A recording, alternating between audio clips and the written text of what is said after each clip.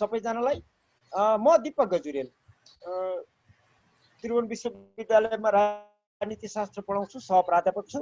आज हामीले चाहिँ यो वेबिनार यो के भन्छ फिजिकल्ली सबैजना भेटेर कुरा गर्न नपाउने 6 महिना भइसक्यो सबैले भोगिरहेको यो स्थितिमा आफ्नो घरमै बसेर भए पनि जहाँ भए पनि अलिकति विचारको आदान प्रदान गरौँ भनेर हामीले बेला बेलामा यस्तो गर्छौँ। त्यही क्रममा आज हामीले चाहिँ यो अन्तर्राष्ट्रिय शक्ति सङ्घर्षको विषयमा एउटा छलफल जस्तो प्रेजेन्टेसन जस्तो हाम्रो दुईजनाले हामीले प्रेजेन्टेसन गर्ने अनि त्यसपछि प्रश्नहरू लिने र त्यसमा छलफल गर्ने गरी आज यो कार्यक्रम हामीले आयोजना गरेको। आयोजकको रूपमा जो एउटा हुन्छ हामीले फिजिकली भेटेर हलहरूमा गर्ने त्यस्तै यहाँ पनि आयोजक भन्ने हो भने नेपाल पोलिटी भन्ने nepalpolity.com भन्ने एउटा वेबसाइट मैले नै चलाउँछु। यो कुनै कमर्सियल होइन। अनि नेपाल पोलिटी भन्ने यो युट्युबमा एउटा च्यानल पनि चलाउँछु व्यक्तिगत रूपमा। यस्तै जियोपोलिटिकल स्ट्राटेजिक विषयहरूमा लेख्ने राख्ने सामग्रीहरू। अनि त्यही क्रममा विभिन्न विषयमा हामी त 2-4 महिनादेखि बिन्देश दाहालजी र म त हामी विभिन्न एक्सरसाइजहरू गरिरहेका छौँ। त्यही क्रममा यो कडी आज जोडिएको छ। आजको प्रेजेन्टेसनमा चाहिँ बिन्देश दाहालजी र म हुन्छु। मैले आफ्नो परिचय दिइहालेँ। बिन्देश दाहालजी चाहिँ यो जियोपोलिटिकल एनालिसिस स्ट्राटेजिक एनालिसिसहरूको बारेमा राम्रो अध्ययन गरिरहनु भएको छ र अहिले लोकान्तर.com भन्ने यो अनलाइन पत्रिकामा उहाँ चाहिँ विदेश मामला सम्बन्धमा सम्पादकको रूपमा पनि काम गरिरहनु भएको छ। आज हामी दुईजना प्रेजेन्टेसन गर्छौँ, त्यसपछि हामी छलफलमा जान्छौँ एकछिनपछि। मेरो विचारमा आज मैले सुरु गरौँ।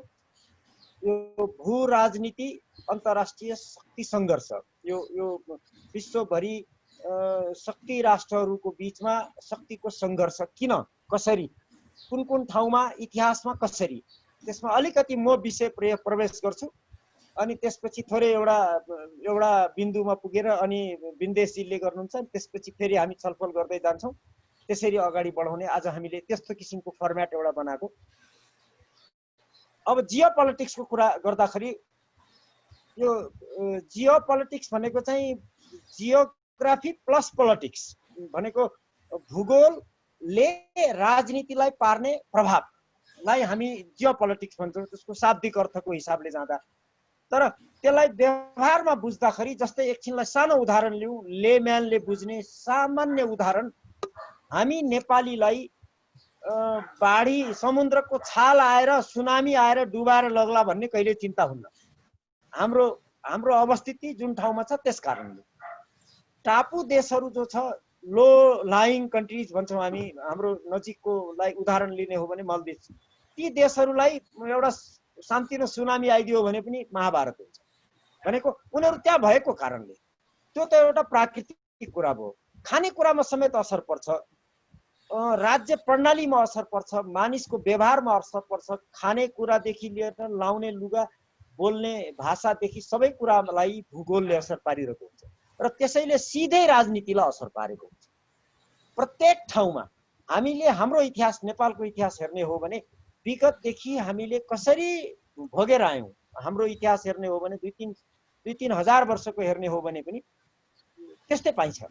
तर त्यही इतिहास ठ्याक्कै त्यस्तै समुद्र छेउमा भएका देशलाई नहोला, अथवा तपाईँको त्यो उत्तरी ध्रुवतिर भएका देशहरूलाई त्यो अवस्था हुन्न, फरक हुन्छ।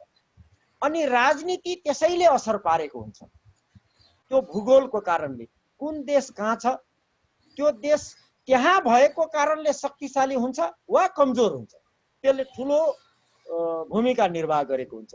जस्तै अलिकति इतिहासमा जाने हो भने हामीले एकचोटि हेर्न सक्छौँ, यो औद्योगिक क्रान्ति जुन भयो, मानिसले जुन गरे, उद्योगको प्रविधिको जुन विकास भयो, त्योभन्दा अगाडि हेर्ने हो भने संसार भनेको विश्वव्यापी थिएन।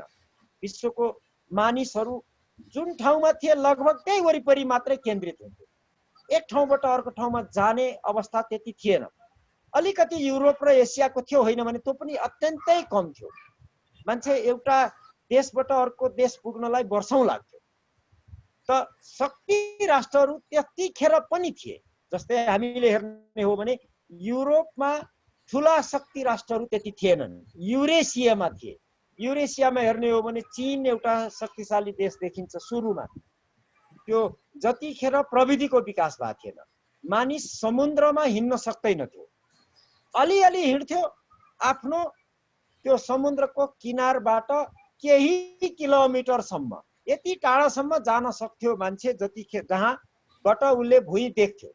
भुइँ त्यो ल्यान्ड नदेखिने ठाउँसम्म यात्रा गर्न सक्दैन थियो, त्योभन्दा टाढा प्रविधि थिएन, हराउँथ्यो मान्छे। त्यो बेलामा एउटा यस्तो समय थियो जतिखेर क्षेत्रीय शक्तिहरू थिए।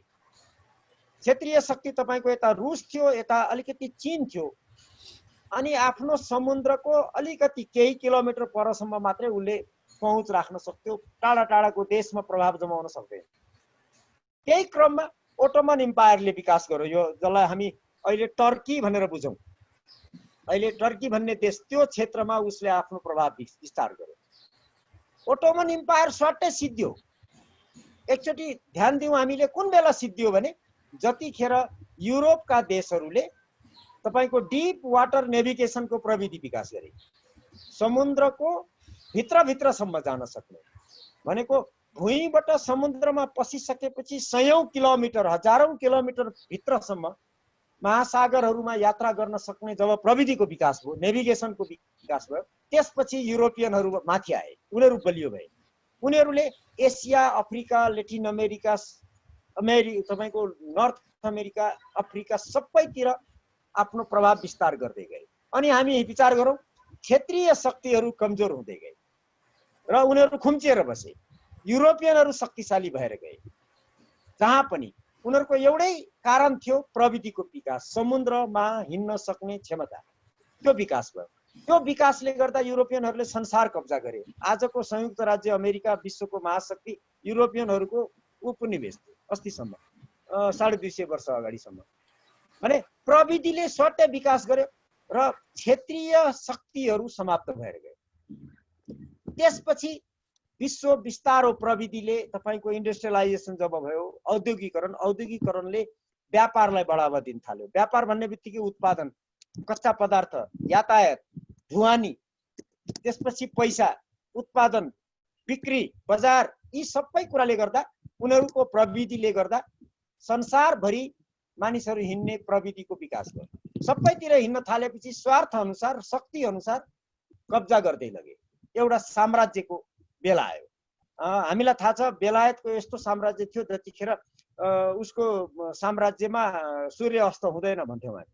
हो पनि, एसिया, अफ्रिका, लेटिन अमेरिका जम्मै उसैको थियो, सबैतिर एउटा ठुलो साम्राज्य।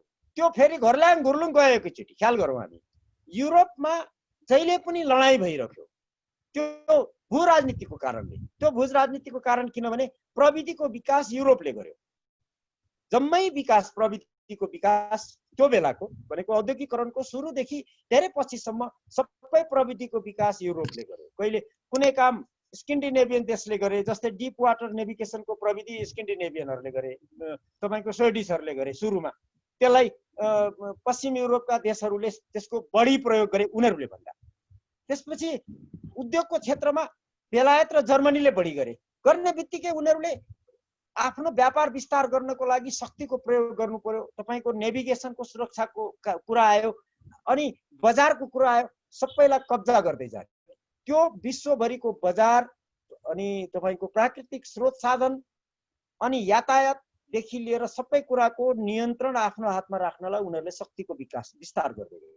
त्यो शक्तिको विस्तारको क्रममा उपनिवेशहरू विकास गर्दै गएर साम्राज्य, सबभन्दा ठुलो साम्राज्य बेलायतले कायम गर्यो। हामी अहिलेको पुस्ताले हेर्ने हो, इतिहास नहेर्ने हो भने अचम्म लाग्न सक्छ। त्यो पोर्चुगल जस्तो सानो देशको समेत साम्राज्य थियो, धेरै ठाउँमा उसका उपनिवेश थिए, प्रविधिको कारणले थियो। त्यो युरोप पहिलो र दोस्रो विश्वयुद्धको क्रममा दुईटा युद्धले, त्यो दुईटामा फरक छ कारणहरू र परिणामहरू, तर समग्रमा छट्याएर हेर्दाखेरि दोस्रो विश्वयुद्धसम्म आइपुग्दाखेरि युरोप समाप्त भयो।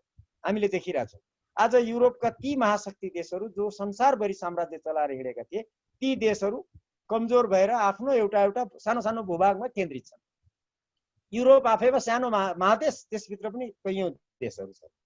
भयो के त भन्दा युरोपले जुन प्रविधिको विकास गर्यो, जुन औद्योगिकरण गर्यो, त्यो औद्योगिकरण, त्यो बजार, त्यो प्रविधि चुप लागेर टाढा बसेको अमेरिकाले एडाप्टेसन गर्दै गयो। यता युरोप लडाइँमा जाँदै गयो, उनीहरूले त्यो प्रविधिलाई प्रयोग गर्दै गए र आफ्नो विकास गर्दै गए। प्रविधिको पनि विकास गरे, तपाईको प्रविधि सँगसँगै उनीहरूले औद्योगिकरण गरे, यति छरिएर विकास गरे कि उनीहरूको सैनिकदेखि सबै कुराको विकास गरे।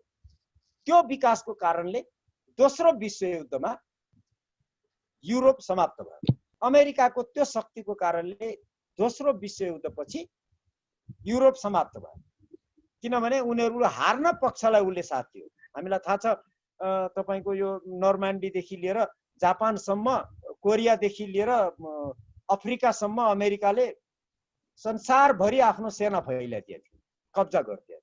र हामीलाई थाहा छ अमेरिकाले दोस्रो विश्वयुद्ध समाप्त हुँदासम्म नभइसक्दै 1944 को आधी उधी पुग्दासम्म विश्वका सबै देशलाई समाप्त पारेर आफ्नो आदेशमा हिँड्ने गराइदिसके।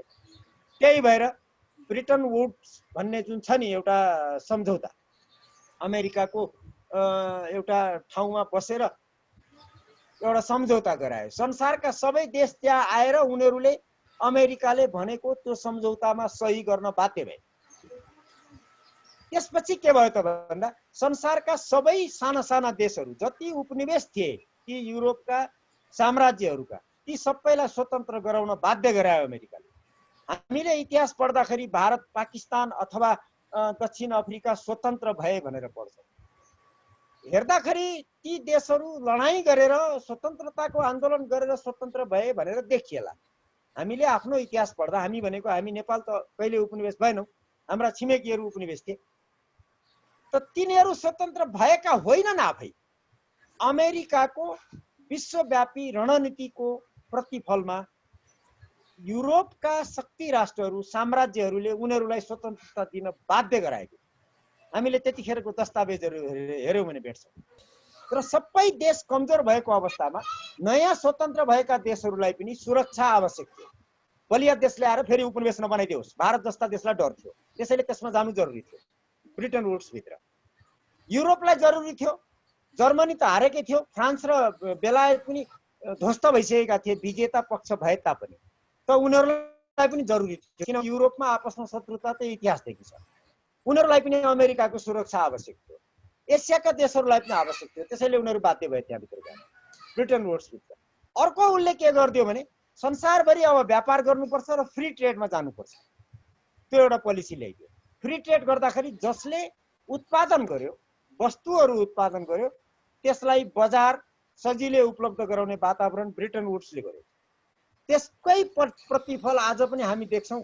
एसियाको उदाहरण लिने हो भने सिङ्गापुर, पश्चिम के अरे दक्षिण एसिया र चीन सबभन्दा धेरै फाइदा लिने देशहरू, ब्रिटेन वुड्सबाट सबभन्दा धेरै फाइदा लिने एउटा त्यो गर्यो उसले। फ्री ट्रेडलाई गरिदियो र विभिन्न क्षेत्रका विभिन्न देशहरू शक्तिशाली बने, आर्थिक रूपमा बेसरी कमाए। जस्तै जापान, हाम्रो क्षेत्रमा हो भने जापान, सिङ्गापुर, चाइना र दक्षिण कोरिया, यी चारवटा देश बढी कमाएका त्यो फ्री ट्रेडको कारणले। अब फ्री ट्रेड भन्ने बित्तिकै इन्टरनेसनल सी लेन भन्ने हुँदो रहेछ। अन्तर्राष्ट्रिय समुद्रमा हिँड्न, व्यापार गर्न, सामग्री बोकेर त्यो ठुल्ठुला कन्टेनर सिपहरूलाई सुरक्षा दिन सकेन भने चल्नेवाला छैन। त्यो सुरक्षाको ग्यारेन्टी गरेको रहेछ अमेरिकाले ब्रिटेन वुड्स मार्फत। त्यो जरुरी थियो। त्यति तिनटाको कारणले संसार उसको अधीनमा आयो, उसको आदेशमा हिँड्ने। तर ख्याल गरौँ, अरू शक्तिशाली देशहरूले त्योभन्दा अगाडि गरे जस्तो साम्राज्य चलाएन। ख्याल गर्नुहोस्, सिधै त्यही गएर शासन गर्ने। जसरी भारतमा आएर बेलायतले शासन गरेको थियो, त्यसरी उसले कहीँ पनि गरेन। केही ठाउँमा अलि वर्ष कन्ट्रोलमा लियो, पछि बिस्तारो छोडिदियो।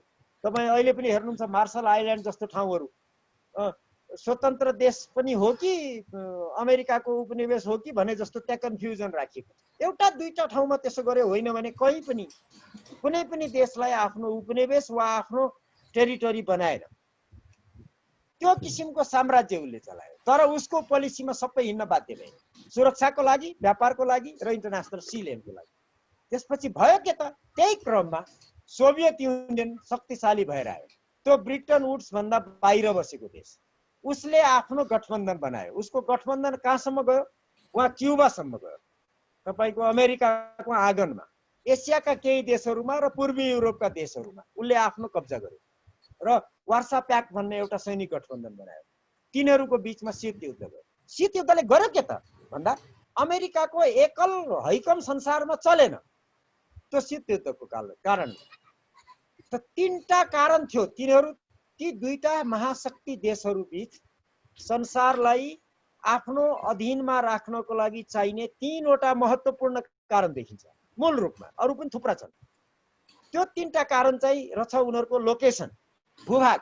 संसारको यस्तो ठाउँमा गएर आफू बस्ने सैनिक शक्ति लिएर जहाँबाट संसारको अर्को कुनै पनि ठाउँ अत्यन्तै नजिक पर्छ।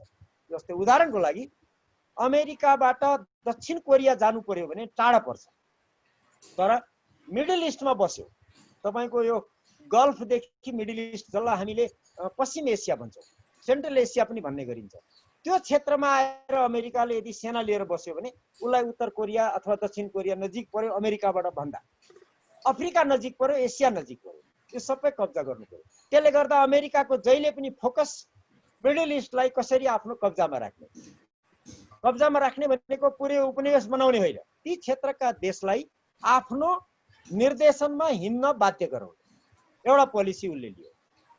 सोभियत युनियनले त्यही गर्यो। ख्याल गरौँ, सोभियत युनियनको सधैँ एउटै समस्या छ।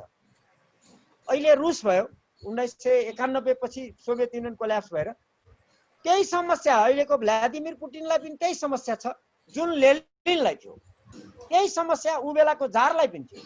उनीहरूको समस्या भनेको तपाईको अल राउन्ड हट सी छैन सोभियत युनियनको। 12 महिना पनडुब्बी वा एयरक्राफ्ट क्यारियर चलाउन सक्ने खुला समुद्र छैन।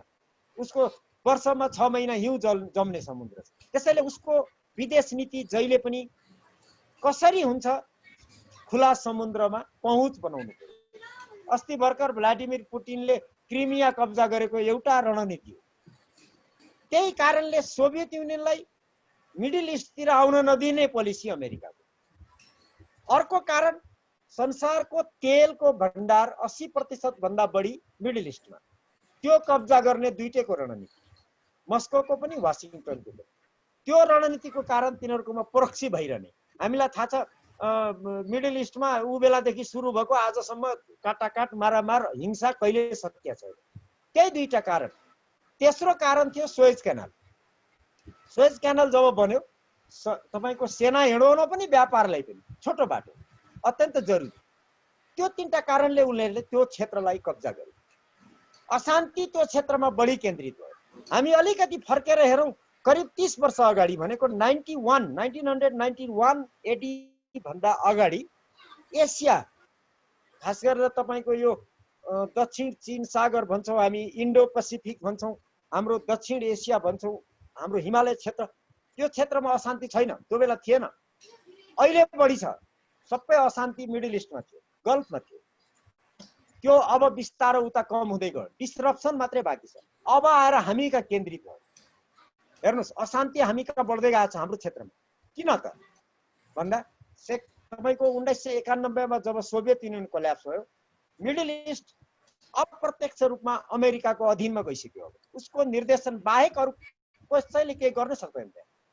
कुनै पनि देशले, इरान पनि सक्दैन। देख्दाखेरि झगडा गरेछन् अमेरिका र इरानको, कहिले लडाई होला के भनेर, सक्दैन उसले पनि। धेरैवटा कारणहरू छन्, त्यो डिटेलमा हामी अहिले जानु आवश्यक छैन। भने अमेरिकाले धेरै हदसम्म त्यो क्षेत्र लगभग आफ्नो नियन्त्रणमा लिइसक्यो, उसको निर्देशनमा हिँड्ने गराइसक्यो।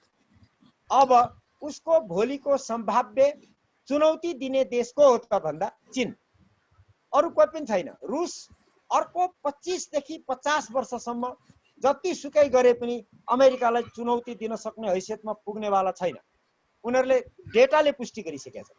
रुस त्यति धेरै कमजोर भएको छ। एसिया, अफ्रिका र युरोपका अरू देशहरूको त कुरै छैन। कहाँ छन्? अमेरिका भन्दा 50 वर्ष 100 वर्ष पछाडि छ। भारत चीन भन्दा पनि 60 वर्ष पछाडि छ। अमेरिका भन्दा त 100-150 वर्ष लाग्छ अहिले अमेरिकाको हैसियतमा भारतलाई पुग्न। भने चीन चाहिँ 20 वर्ष मात्र पछाडि छ अमेरिका भन्दा शक्तिको हिसाबले। आर्थिक हिसाबले दोस्रो भइसक्यो अमेरिका पछि। भने चीन यही गतिमा विकास गर्दै गयो भने संसारको अर्को महाशक्ति बन्छ। जसरी उसले सोभियत युनियनले मलाई चुनौती दिएको थियो त्यसै गरी मलाई चुनौती दिन सक्छ। अमेरिकाले अफिसियल्ली उनीहरूले डकुमेन्टमा लेखिसकेका छन्, भनिरहेकै छन्।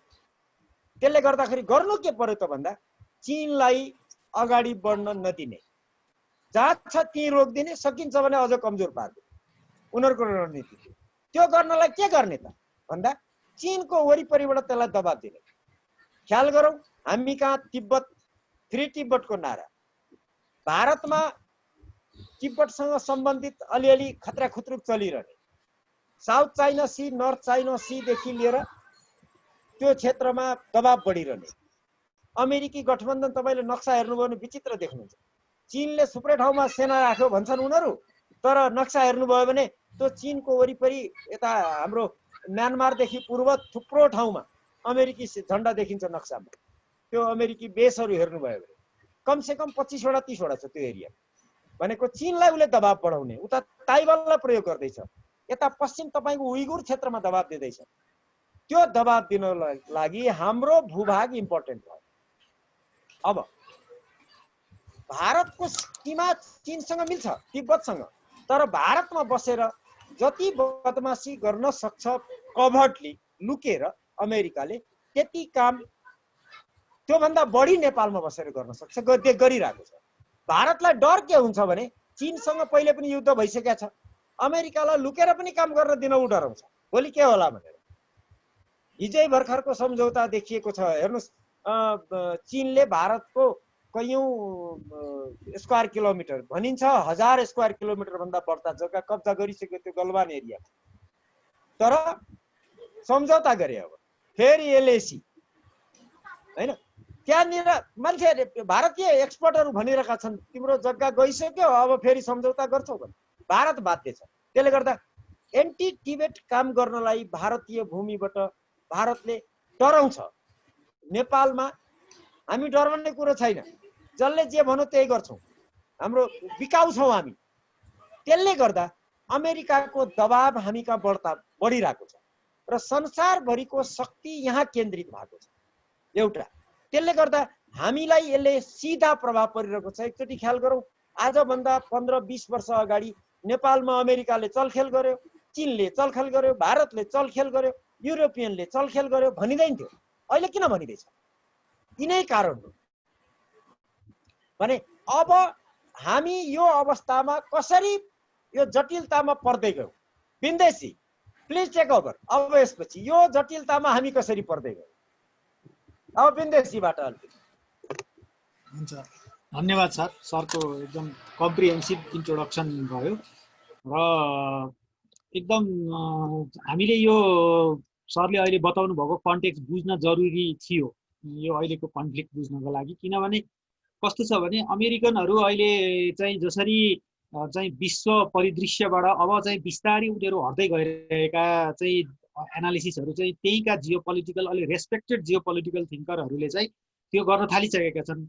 किनभने जुन हिसाबमा चाहिँ उसले मिडल इस्टमा चाहिँ उसको स्वार्थ थियो त्यो उसले पुरा गरिसकेको छ। जस्तो तेल हो उसको स्वार्थ एउटा ठुलो भने अब अमेरिका आफै चाहिँ तेलमा निर्भर पूर्ण आत्मनिर्भर बनिसकेको छ। त्यो फ्र्याकिङ मार्फत त्यो सेल भन्ने तेल उत्पादन गरेपछि उसले अब मिडल इस्टबाट तेल आयातै गर्नु पर्दैन भने त्यो मिडल इस्टका ती नेभर एन्डिङ वारमा ऊ किन फस्नु? त्यही भएर अहिले लगातार ट्रम्पले चाहिँ इजरायल र युएईको अस्ति भर्खर गरे भने हिजो मात्र बहराइनसँग पनि सम्झौता गराए र साउदी अरब लगायतका अरूहरूलाई पनि उनले त्यहाँ गरेर त्यो मिडल इस्टमा पिस गराउनका लागि र अमेरिकन ट्रुपहरू त्यहाँबाट पुल आउट गर्नका लागि कोसिस गरिरहेछन् भने अन्यत्रका बेसहरूबाट पनि अमेरिकन ट्रुपहरू धेरै हटाउने कोसिस भइरहेछ, अफगानिस्तानबाट पनि अन्तबाट पनि। भने अहिले अब अलिकति फोकस चाहिँ साउथ चाइना सीमा लगेर गरेछ। साउथ चाइना सीमा पनि मैले देखे अनुसार चाहिँ अमेरिकालाई आफ्नो रणनीतिक रूपमा त केही पनि खासै कुनै होइन, कुनै इन्भल्भमेन्ट हुनुपर्ने होइन, मात्रै उसले चाहिँ अलाई अहिले जुन बनाइरहेको छ चाइना विरुद्धमा एक खालको सेकेन्ड कोल्ड वार सुरु भइसक्यो भन्ने खालको एक खालको विश्लेषण जुन गरिन्छ, त्यस विश्लेषणका क्रममा चाहिँ उसले चाइनाको विरुद्ध अलाई बनाउनको लागि फ्रिडम अफ नेभिगेसन भन्दै उसले त्यहाँ चाहिँ अस्ट्रेलिया, इन्डिया, जापान यताउति यिनीहरू यी कन्ट्री साउथ इस्ट एसियन कन्ट्रीहरूको फ्रिडम अफ नेभिगेसनको लागि चाहिँ त्यहाँ चाइनासँग कन्फ्रन्ट गर्ने खालको कुरा गरिरहेको छ। त्यसले गर्दाखेरि के भयो, यो सबै सन्दर्भले गर्दा अमेरिका पछि हट्दा के भयो भने क्षेत्रीय शक्तिहरू, अघि सरले इङ्गित दिनुभयो, ती क्षेत्रीय शक्तिहरू चाहिँ अब अलिकति जुर्मुराउन थाले। एउटा ठुलो विश्व शक्तिको छत्रछाया अब छैन भनेपछि क्षेत्रीय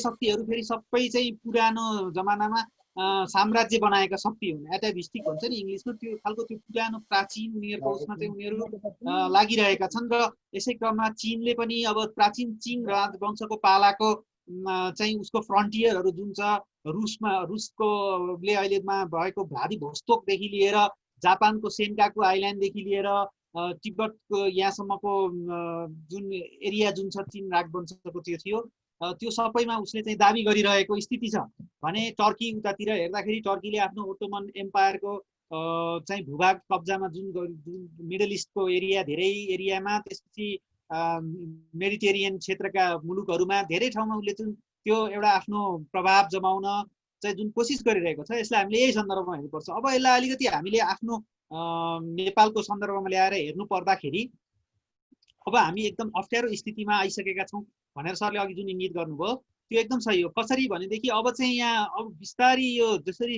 सेकेन्ड वर्ल्ड वारको चाहिँ रम्लिङ्सहरू देखिन थालिएको छ, यसले गर्दाखेरि अब चाइना र अमेरिका दुइटैले एलाइ बनाउनको लागि कोसिस गरिरहेका छन् र त्यो एलाइ बन्ने क्रममा नेपाल पनि जियो स्ट्राटेजिकल्ली एकदमै भाइटल लोकेसनमा बसेको हुनाले यहाँनिर यी दुई राष्ट्र बिचको शक्तिको सङ्घर्ष पक्का पनि हुनेवाला छ र त्यसलाई हामीले अहिले स्पष्ट रूपमा हेर्दाखेरि चाहिँ अब चाइनाको जुन BRI छ र अमेरिकाको जुन MCC छ, त्यसको बिचमा नै विवाद हामीले भएको देख्यौँ। हामी कहाँ बसेका चाइनिज राजदूत, अमेरिकी राजदूतहरूले, एम्बेसीहरूले उनीहरूले आफैमा पनि केही समय अगाडि यस विषयमा चाहिँ बाजाबाज पनि गरेका थिए र यो एकले अर्काको हुन नदिनका लागि बहुत चाहिँ कोसिस पनि गरिरहेछन्। जस्तो अमेरिकनहरूले र वेस्टर्नहरूले चाहिँ के भनिरहेछन् भने चाइनिजहरूको BRI चाहिँ यो डेट ट्र्याप हो, यो चाहिँ ऋणको जालोमा पार्ने गरिब कन्ट्रीहरूलाई र त्यसपछि सदाका लागि त्यहाँ फसाइदिने र जमिन कब्जा गर्ने जुन श्रीलङ्काको हम्मनटोटामा त्यो भयो त्यस्तो खालको हो भनेर उनीहरूले एक खालको प्रचार गरिरहेछन् भने यतातिर चाइनिजहरूले चाहिँ अब खुलेर त्यस्तो नभनिएको देखिए पनि भित्रभित्र मैले सुने अनुसार भित्रभित्र चाहिँ दबाब दिइरहेछन् MCC सकेसम्म पारित नहोस् भनेर। तब यद्यपि हाम्रो सत्तारूढ दलका हरूले हिजो सम्झौता गरिसके अब MCC चाहिँ गरौँ जसरी भयो नि भनेर, होइन। यो सबै चाहिँ अब शक्ति सङ्घर्षको त्यो एउटा खेलमा चाहिँ यो एलाइ बनिरहेछ। यसमा इम्पोर्टेन्ट कुरा चाहिँ के देखियो भनेदेखि जस्तो इन्डियनहरू चाहिँ अलिकति पहिला पनि उनीहरू एउटा चाहिँ नन एलाइनमेन्ट मुभमेन्टमा लागेको र त्यसको धमधमी उनीहरूलाई अझै पनि रहिरहेको देखिएकाले उनीहरू सिधै एलाइ हुन चाहिरहेको जस्तो देखिँदैन झट्ट बाहिर हेर्दाखेरि। जस्तो भारतका विदेश मन्त्री S जयशङ्करको भर्खर अस्ति 4-5 दिन अगाडि मात्रै एउटा पुस्तक प्रकाशित भएको छ, द इन्डिया वे भन्ने। मैले चाहिँ त्यसको सफ्ट कपी फेला पारेर मेन कुराहरू अलिअलि पढ्दाखेरि उनले चाहिँ के भनेका छन् भने इन्डिया कहिले पनि एलाइ बन्दैन, अमेरिकाले एलाइ बनाउन खोजेको जस्तो देखिन्छ। इन्डियाको जस्तो हामी नेपालीले इन्डिया र चाइनालाई इक्विडिस्टेन्सको सिद्धान्त, समदूरीको सिद्धान्तमा राखिरहेछौँ, त्यसै गरी इन्डियाले चाहिँ अमेरिका र चाइनालाई इक्विडिस्टेन्सको सिद्धान्तमा राखिरहेछ। तर इन्डियालाई त्यो गर्ने अब अफोर्ड गर्न दिइरहेको छैन चाइनाले। जसरी गलवानमा चाहिँ उसले चाहिँ भिडन्त गर्यो, त्यसपछि चिने के अरे अघि सरले इङ्गित गरिहाल्नुभयो 1000 स्क्वायर किलोमिटर क्षेत्र भारतको कब्जा गरिसकेको छ। भारतले त्यो डिनाइ गरिरहेको अवस्था छ, होइन।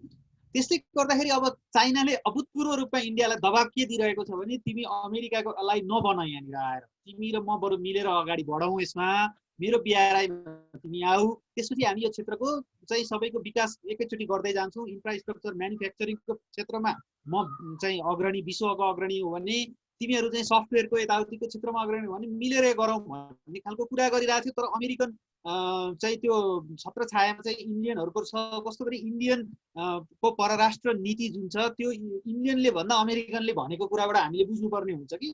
त्यसले गर्दाखेरि अहिले इन्डियाले नचाहे पनि बाहिर जयशङ्करले जे भने पनि के अरे इन्डिया चाहिँ अमेरिकाको एलाइ बनिसकेको स्थिति देखिन्छ। त्यसैले गर्दाखेरि चाइना उसँग त्यस अर्थमा क्रुद्ध भएर अहिले चाहिँ एग्रेसिभली उसको भूमि कब्जा गर्ने, अतिक्रमण गर्नेमा अगाडि लागिरहेछ भने इन्डियनहरू डिफेन्सिभ पोजिसनमा छन्। यद्यपि उनीहरू सैन्य एलाइ चाहिँ बन्न चाहिरहेका छैनन् उसको अमेरिकाको। जबकि अमेरिकाले क्वाड मार्फत इन्डियालाई चाहिँ सैन्य अलाइ बनाउनको लागि बहुत कोसिस गरिरहेको छ। चाइनालाई एकातिर हपिसबेन्ड गर्ने पोलिसी इन्डियाको, अर्कोतिर अमेरिकासँग पनि नलाग्ने तर अमेरिकाको एलाइ बनिसकेको स्थितिमा यो एकदम अप्ठ्यारो स्थितिमा अहिले चाहिँ साउथ एसियन रिजन रहेको बेलामा हाम्रो देशले पनि हामीलाई पनि यो एकदम अप्ठ्यारो स्थिति छ।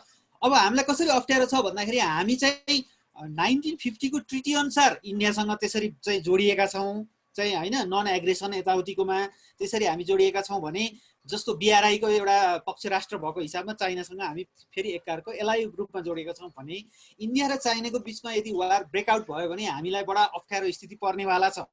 हाम्रो असंलग्न परराष्ट्र नीति त हो, हामी त्यसमा सधैँ अडिग छौँ, समदूरीको सिद्धान्त सबै त्यसमा अडिग त छौँ। तर यदि चाहिँ अब मानव युद्ध भयो, मलाई चाहिँ पर्सनली सोध्नुहुन्छ भने मलाई युद्ध हुन्छ जस्तो लाग्दैन त्यहाँको भौगोलिक अप्ठ्यारो टेरेनले गर्दाखेरि। तर कथम कदाचित यदि त्यो भयो भने हामीलाई चाहिँ त्यहाँनिर निकै अप्ठ्यारो पर्न सक्छ। र यसै क्रममा चाहिँ विभिन्न खालका घटनाक्रमहरू विकसित कस्तो भइरहेका छन् भने हामीले चाहिँ अब जस्तो चीनको चाहिँ ग्लोबल टाइम्स पत्रिका भन्ने चाहिँ त्यहाँको आधिकारिक मुखपत्र, चिनिया कम्युनिस्ट पार्टी चीन सरकारको मुखपत्र हो, त्यहाँ छापिएका कुराहरूलाई हामीले आधिकारिक मान्नुपर्ने हुन्छ। त्यसमा केही समय अघि एकजना थिङ्क ट्याङ्कले चाहिँ इन्डियालाई चेतावनी दिने क्रममा के भने भनेदेखि यदि इन्डियाले चाइनासँग चाहिँ वार फ्रन्ट खोल्यो भनेदेखि इन्डियाका लागि चाहिँ दुईवटा वार फ्रन्ट खुल्छन् एकैचोटि। त्यो भनेको चाइनाकोबाट पनि भइहाल्यो, पाकिस्तानकोबाट खुल्छ र नेपालकोबाट पनि खुल्छ भनेर उनले प्रष्ट त्यहाँ भनिदिए। त्यो भन्दाखेरि त्यो चाहिँ हामीलाई उनले चाहिँ चाइनिजहरूले चाहिँ जबरजस्ती एलाइ, मिलिटरी एलाइ चाहिँ बनाउन खोजेको, एउटा सामरिक साझेदार बनाउन खोजेको जस्तो चाहिँ पूर्वाभास जस्तो देखिन्छ। र इन्डियन का विरुद्ध चाइनिजहरूले ग्लोबल टाइम्स लगायतकामा जसरी चाहिँ एग्रेसिभ कुराहरू लेखेका छन्, उनीहरूले एक रति पनि त्यो चाहिँ कन्सेसन अलिकति पनि छुट दिँदैनन्। उनीहरू चाहिँ त्यो अतिक्रमणमा अगाडि बढिसकेका छन् भन्ने त्यो अवस्थामा चाहिँ अब हामी पनि त्यसै गरी उनीहरूको चाहिँ नचाहेर पनि अलाइ बन्न बाध्य यदि भइदियौँ भनेदेखि हामीलाई के स्थिति आउँछ।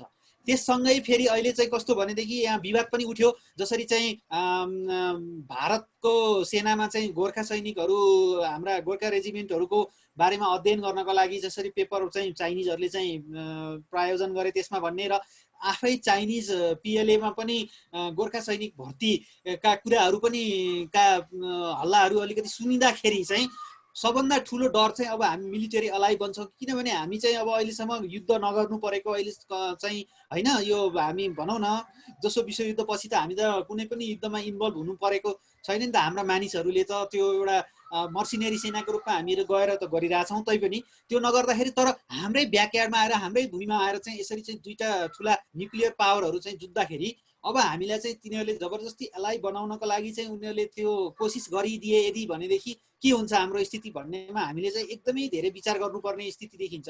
र यससँगै फेरि यो जियो पोलिटिक्स भनेर अघि सरले त्यो जुन व्याख्या गर्नुभयो, हाम्रो देशको चाहिँ हामी चाहिँ अब के भने ब्लेस्ड भनौँ कि एक्कर्स भनौँ, हामी चाहिँ जियोग्राफीले नै हाम्रो पोलिटिक्सलाई जहिले पनि चाहिँ डिक्टेट गर्छ।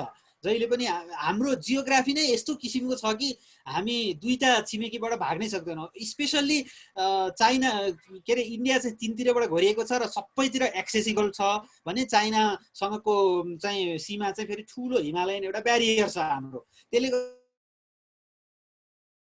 गर्दा चाइना हुन हामीलाई एकदम अप्ठ्यारो छ। हुन त अहिले अब टेक्नोलोजीले त्यसपछि साइबर स्पेस यताउतिले गर्दाखेरि यस्ता खालका जियोग्राफिकल टेरेनहरू भत्किए भन्छन्। जस्तो रोबर्ट काप्लान भन्ने एकदम फेमस जियोपोलिटिकल थिङ्करले चाहिँ the technology has flattened the Himalayas भनेर पनि उनले चाहिँ एसर्ट गरिसकेका छन्। तर तैपनि त्यो जुन इन्डियासँगको सम्बन्धको सहजता जुन छ नेपाललाई, त्यो चाइनासँगको सम्बन्धमा त्यति छैन। यद्यपि चाइनाले अब रेल ल्याउने भनेर त्यसपछि त्यो हामीलाई चाहिँ भनौँ न फाइबर टेक्नोलोजीमा चाहिँ सहयोग गरिसकेर अनि ट्रान्सपोर्ट, ट्रेड एन्ड ट्रान्सपोर्ट चाहिँ हामीसँग सन्धि गरेर त्यसपछि आफ्ना पोर्टहरू कतिपय नेपाललाई युज गर्न दिने भनेर एक खालको सदाशयता त्यो देखाइसकेको छ र लाई बिल्डिङको प्रोसेसमा नेपाललाई पनि चाहिँ अनबोर्ड गरिसकेको छ। तैपनि त्यो भौगोलिक टेरेनले त्यो एउटा अवस्थितिले गर्दा हामीलाई अझै पनि चाइनासँग त्यति सहजता छैन। तर अहिले स्थिति कस्तो बनिरहेको छ भने अहिले हामी चाहिँ इन्डियासँग चाहिँ कालापानीमा जसरी हाम्रो डिस्प्युट छ, त्यो हाम्रो आफ्नो भूमिमा चाहिँ इन्डियनहरूले जसरी भोगचलन गरी आइरहेका थिए र त्यसमा अहिले हामीले आफ्नो असर राखेर आफ्नो चाहिँ त्यसलाई नक्सामा गरिरहेका छौँ। त्यसले गर्दाखेरि हामी इन्डियनसँग अलिकति सहज स्थितिमा पनि छैनौँ र चाइनिजहरूले चाहिँ हामीलाई अलाइ बनाउन खोजिरहेको पनि स्थिति छ। त्यसले गर्दाखेरि चाहिँ एउटा एकदम अप्ठ्यारो स्थितिमा हामी पुगिरहेको हुनाले अब हाम्रा शासकहरूले, हाम्रा परराष्ट्र नीति निर्माताहरूले चाहिँ एकदमै धेरै ध्यान दिनुपर्ने विषय यसमा बनेको छ। र जसरी एमसिसी हामीले पारित गरेपछि अमेरिकनहरू यहाँ चाहिँ आइसकेर त्यो एउटा सामान्य परियोजना मात्र नबनेर त्यसका अनेक भू राजनीतिक तथा रणनीतिक आयामहरू हुन सक्छन्, त्यसलाई हामीले कसरी मेन्टेन गर्न सक्छौँ भन्ने विषयमा पनि हामीले चनाखो हुनुपर्ने यस्ता स्थितिहरूले देखिँदाखेरि अब हामीले चाहिँ बहुत चनाखो हुनुपर्ने स्थिति मैले देखिरहेको छु। र सायद यसलाई नै सरले अलिकति सोरै एक्सप्लेन गरिदिनुहुन्छ जस्तो मलाई लाग्छ। धन्यवाद बिन्देशजी, धन्यवाद। अब यसमा अलिकति हाम्रो सन्दर्भ भारत र चीनको सन्दर्भ हेर्ने हो भने म क्विकली अलिकति 5-7 मिनटमा केही भन्छु। भारतको सन्दर्भ हेर्ने हो भने 1947 मा भारत भन्ने नयाँ देश बनेदेखि भारतले सधैँ नेपाललाई आफ्नो प्रभाव क्षेत्रको रूपमा लिएको छ। जहिले पनि एउटा स्वतन्त्र देश नै होइन कि भन्ने किसिमको उनीहरूको व्यवहार छ। व्यवहार हेर्दा सिद्धान्तमा उनीहरूले हामीलाई स्वीकार गरेका छन् स्वतन्त्र राष्ट्र, समानताको आधारमा सन्धि सम्झौताहरू यो छ, तर व्यवहारमा त्यो देखिन्न। त्यो बेलाको दस्तावेजहरू तपाईँको जवाहरलाल नेहरू र वल्लभ भाई पटेल जस्ताका दस्तावेजहरू हेर्नुभयो भने पछि सार्वजनिक भएका दस्तावेजहरूले त्यो पुष्टि गर्छ। अहिले पनि त्यही अनुसार पुष्टि देखिन्छ। अनि नेपाललाई जहिले पनि आफ्नो प्रभाव क्षेत्रमा राख्ने कोसिस गर्ने र भारत धेरै हदसम्म सफल भएको छ। हामीलाई भारतले आफ्नो इच्छा अनुसार चलाउनलाई धेरै हदसम्म सफल भएको इतिहास छ।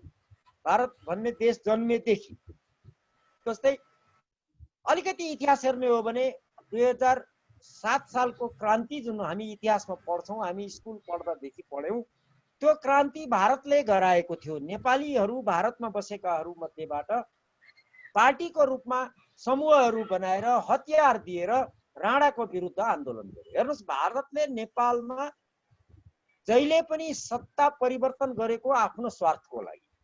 7 सालमा 3वटा शक्ति थियो त्यो बेला नेपालमा राजनीतिमा। एउटा दरबार थियो, राजा भनेको राजदरबार भनेको राणाहरूको कब्जामा एक प्रकारले बन्दी जीवन बिताएको अवस्था पनि, तर एउटा शक्ति थियो।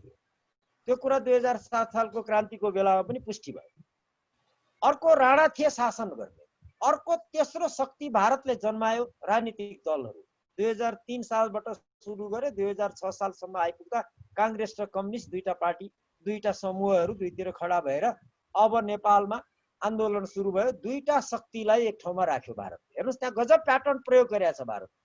7 सालमा राजा र दलहरूलाई एक ठाउँमा राख्यो, राणालाई एक्लै दियो र सिधाइदियो, र राजालाई नेपालका राणा शासकहरूले सर्वेसर्वा भएका राणाहरूले अपदस्थ गरेर नातिलाई राजा बनाइसकेको बेलामा पनि फेरि हटाएर त्रिभुवनलाई राजा बनायो। भनेको राजदरबार शक्ति थियो, त्यसलाई भारतले प्रयोग गर्यो, दलहरूसँग मिलाएर एउटा अर्को शक्तिलाई सिधाइदियो। तपाईँको 1960 पछि 60 सम्ममा आइपुग्दा विश्व तपाईँको उसमा गइसकेका थियो, यो शीत युद्धमा अमेरिका र सोभियत युनियनको, जुन अघि मैले भने हामी सबैलाई थाहा छ। त्यो शीत युद्धको फाइदा उठाएर राजा महेन्द्रले टेक ओभर गरे 1960 मा, हाम्रो 2017 सालमा। त्यसका अरू पनि थुप्रैवटा पक्षहरू छन्। नेपालमा सत्तामा 2/3 जितेर 2015 सालको चुनावमा 2/3 संसदमा सिट पुर्याइसकेर पनि भारतको इच्छा अनुसार काम नगरेको हुनाले काङ्ग्रेसलाई फाल्नलाई नेहरूले पनि राजा महेन्द्रलाई उकासेका थिए भन्ने पनि एउटा पक्ष छ। त्यता सबैतिर नजाउँ। त्यतिखेर शीत युद्धको कारणले त्यो फाइदा उठाइयो। अब हेर्नुहोस्, जब सोभियत युनियन कल्याप्स हुन थाल्यो 1989 मा, कमजोर भएर गयो, ग्लासनोस्ट र पेरेस्ट्रोइका भन्ने नीति त्यहाँ गोर्बचोभले ल्याएपछि त्यसपछि नेपालमा भारतले फेरि हातखुट्टा चलाउन थाल्यो, नाकाबन्दी सुरु भयो। हेर्नुहोस्, जब राजीव गान्धी र हाम्रो राजा वीरेन्द्र बीच ठाकट ठुक्क, 15 महिना नाकाबन्दी आन्दोलन, त्यहाँ पनि दुईटा शक्तिलाई ठाउँमा राख्यो। फेरि ख्याल गर्नुहोस्, काङ्ग्रेस र कम्युनिस्ट 30 वर्षले नमिलेका फेरि भारतले एक ठाउँमा मिलाइदियो। ख्याल गर्नुहोस्, हामीले त देखेको, हाम्रो पुस्ता हाम्रो प्रोफेसर प्रदीप र म, हाम्रो पुस्ता पछिको पुस्ताले देखेको छैन, पढेर थाहा हुन्छ। हामीले त देखेको गणेशमान सिंह जस्तो लौह पुरुष भन्ने मान्छे सडकमा निस्किन सक्नु भएको थिएन 46 सालको आन्दोलन। भारतबाट चन्द्रशेखर आएर काठमाडौँको टुँडीखेलमा भाषण गरेपछि, टुँडीखेलमा होइन यहाँ क्षेत्रपाटीमा भाषण गरेपछि अनि यहाँ आन्दोलन सुरु भएको। भनेको काङ्ग्रेस र कम्युनिस्ट जहिले पनि आपसमा शत्रुता थियो। दरबारले शासन गरेको थियो पञ्चायत कालभरि 30 वर्ष, पञ्चायत त 28 वर्ष हो, तर त्यो 17 देखि 19 दुईटालाई 2 वर्षलाई पनि 3 जोडिन्छ।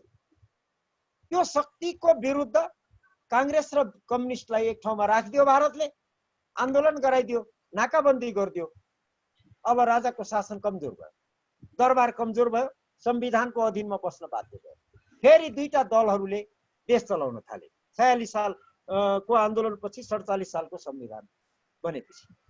अब यहाँ एउटा अनौठो छ, धेरै मान्छेले अथवा भनौँ कसैले नबुझेको कुरा, भारतको इच्छा अनुसार परिवर्तन भयो। 46 सालको आन्दोलन भयो, 47 सालमा नयाँ संविधान भयो, बहुदलीय व्यवस्था आयो। उनले उचालेका मान्छेहरू, दलहरू, कम्युनिस्ट र काङ्ग्रेसहरू दल सत्तामा पुगे, उनीहरूको हालिमुहाली भयो।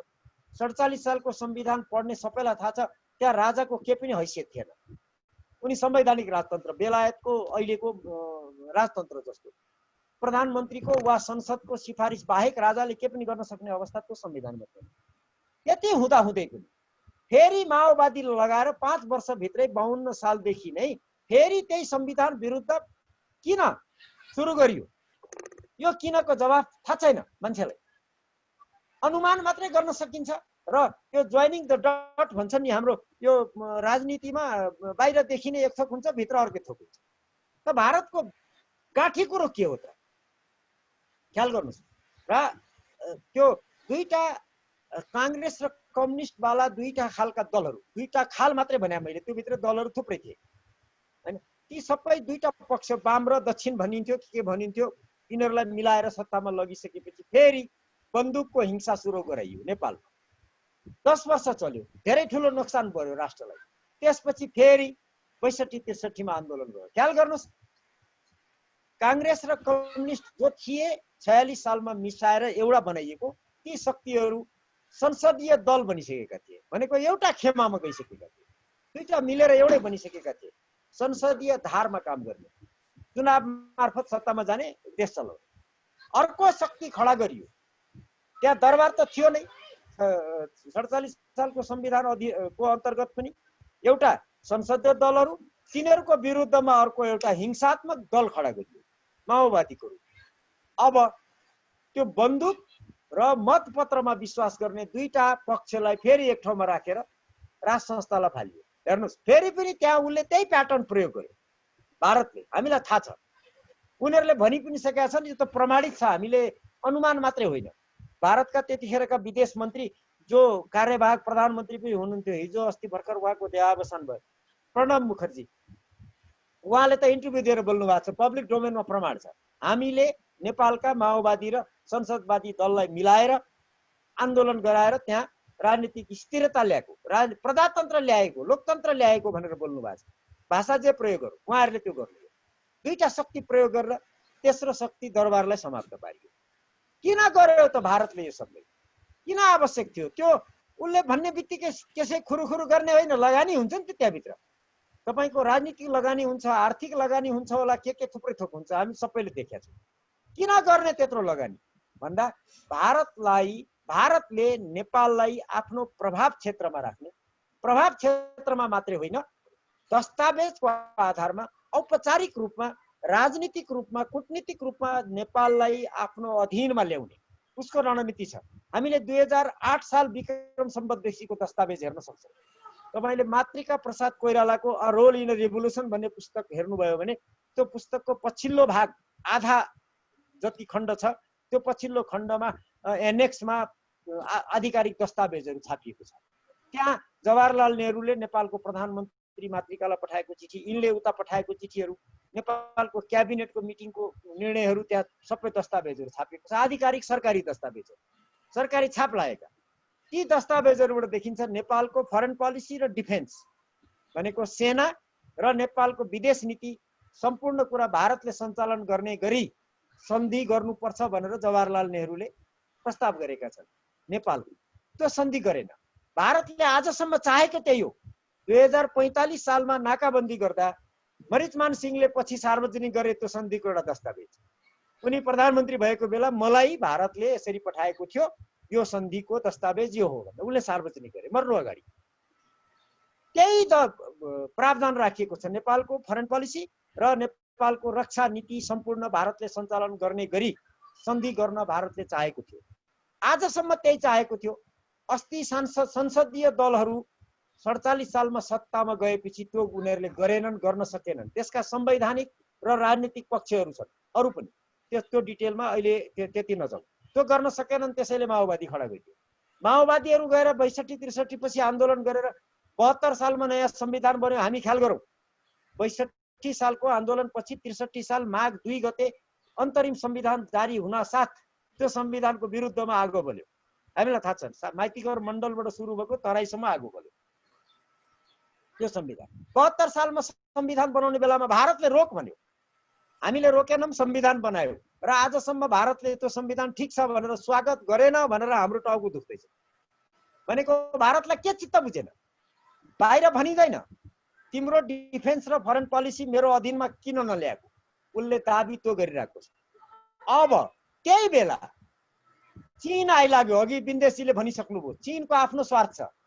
नेपाललाई आफ्नो प्रभाव क्षेत्र मात्रै होइन आफ्नो अधीनमा ल्याउने भारतको प्रयास जारी रहँदा चीनलाई खतरा हुन्छ।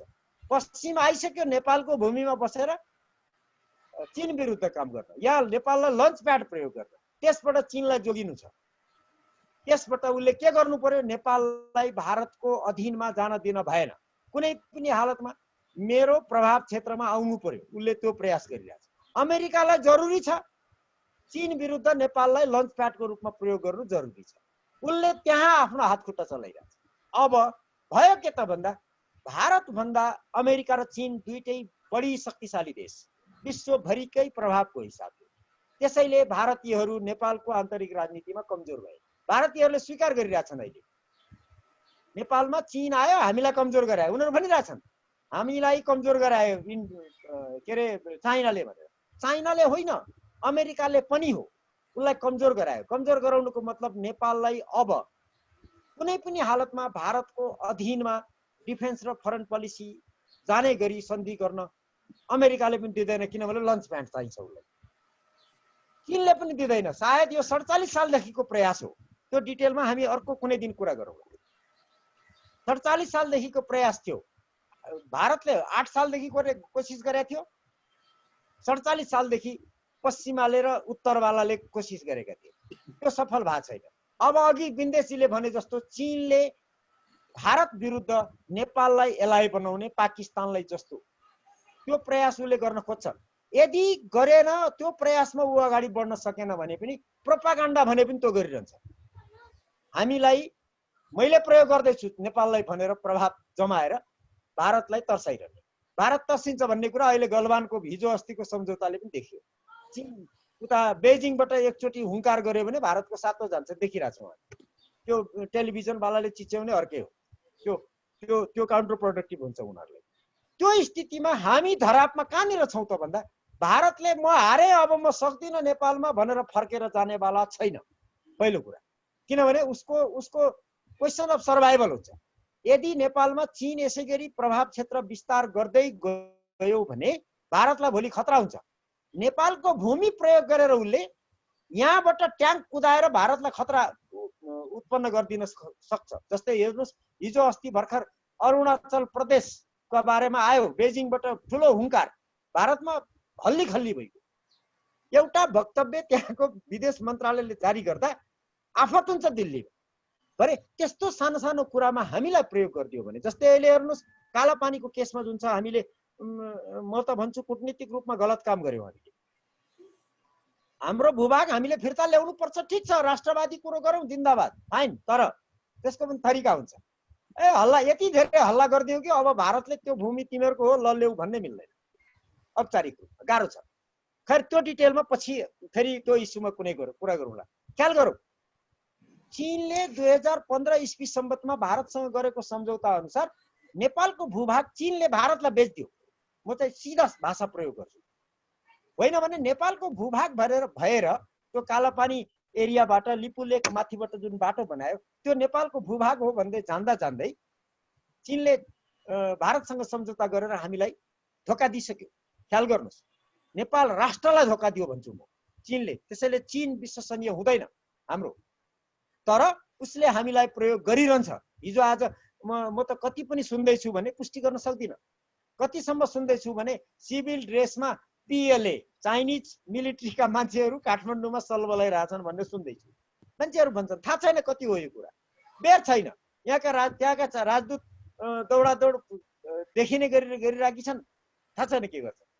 यदि केही गरिरहेको छ भने बाहिर देखिने गरी वा नदेखिने गरी देशलाई हाम्रा शासकहरूले यदि त्यो चलमलमा इन्भल्भ गराएका छन् भने हामीलाई खतरा हुन्छ, त्यो ख्याल गर्नु पर्यो। अर्को कुरा, भारत कुनै पनि हालतमा जतिसुकै कमजोर भएको अवस्थामा पनि नेपालबाट म सम्पूर्ण कमजोर भएँ, मैले अब छोडेर फर्केँ है नेपालबाट, अब म नेपालमा कहिले पनि केही चासो राख्दिनँ भन्न मिल्दैन। भारत उसलाई सुरक्षाको खतरा हुन्छ, उसको तपाईँको जीवन मरणको प्रश्न आउँछ। त भारतसँग हामी पैठा जोरी कतिसम्म खेल्छौँ ख्याल गरौँ। एउटा बिर्सिनु हुँदैन, 1792 को बेत्रावतीको सन्धि सम्झौँ। चीन भरपर्दो देश होइन हाम्रो लागि, ख्याल गर्नु पर्यो। बेत्रावतीको सन्धि अनुसार हामीलाई चीनले बेलामा सङ्कटको बेलामा सहयोग गरेको छैन। एउटा अझ पछाडि आउने हो भने, धेरै पछाडि आउने हो भने, कम्युनिस्ट चीन आइसकेपछि 1949 पछिको स्थितिमा आउने हो भने पनि 1960 मा चीनले हामीलाई हेल्प गरेको छैन। 2045 विक्रम सम्वतमा हामीलाई हेल्प गरेको छैन। चीन भारतसँग मिलेर बस्छ भनेको छ। 15 महिना प्याकी नेपालीलाई पार्दा हामीले त भोगेको हो। त्यो नाकाबन्दीको स्थिति के थियो, हामी युनिभर्सिटी पढ्थ्यौँ अथवा यहाँ बस्थ्यौँ। त्यो स्थितिमा के सङ्कट भोगेको थियो नेपालले। नेपालको शासक मात्रै होइन, नेपाली नागरिकलाई पनि चीनले हेल्प गरेन। भारतले जे भन्छ त्यही मानेर बस्नुस् भन्यो, अरे चीनले भनेर बाहिर आएको थियो, गरेन। देखिने गरी पनि केही गरेन। 72 सालमा भारतले नाकाबन्दी गर्दा पनि केही हेल्प गरेन। मैले भनिहालेँ 2015 मा भारतसँग सम्झौता गरेर हाम्रो भूभाग भारतले प्रयोग गर्ने गरी उसले हस्ताक्षर गरिदियो र अहिले आएर के भन्छ कालापानीमा, त्यो भारत र नेपालको द्विपक्षीय मामला हो। थुप्रा उदाहरणहरू पनि छन्। चीन भरपर्दो मित्र होइन, अरू बेला गजब मित्र हो, सङ्कटको बेला कहिले पनि सहयोग गरेका छैन मैले देखेको। एउटा भारत हाम्रो भरपत्र मित्र त हुँदै होइन, किनभने जहिले पनि पायो कि हामीलाई खोटा हानिहाल्छ। जतिखेर पनि उसको स्वार्थ अनुसार काम गर्नुहोस्, होइन भने दुःख दिइहाल्छ। केही नपाए नाकाबन्दी गरिदिन्छ, केही नपाए उता मान्छे मारिदिन्छ, उता के गरिदिन्छ। कहिले खतरा छ। त्यतिखेर अमेरिका यतिखेर आइपुगेको छ। योभन्दा अगाडिको इतिहास हेर्ने हो भने 2007 सालको परिवर्तन, 1960 भनेको 2017, 2045-46 को परिवर्तनलाई हेर्ने हो भने अमेरिका त्यसरी सिधै आएको देखिन्न। अहिले सिधा अमेरिका प्रवेश गरेको छ। सँगसँगै भेटिकनको क्रिस्चियन पैसा नेपालमा पसेको छ।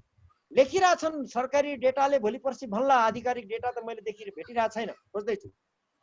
गएको 10 वर्ष 12 वर्षमा 2062-63 को आन्दोलनपछि 12 देखि 15 हजार नयाँ चर्चहरू नेपालमा बनेका छन्।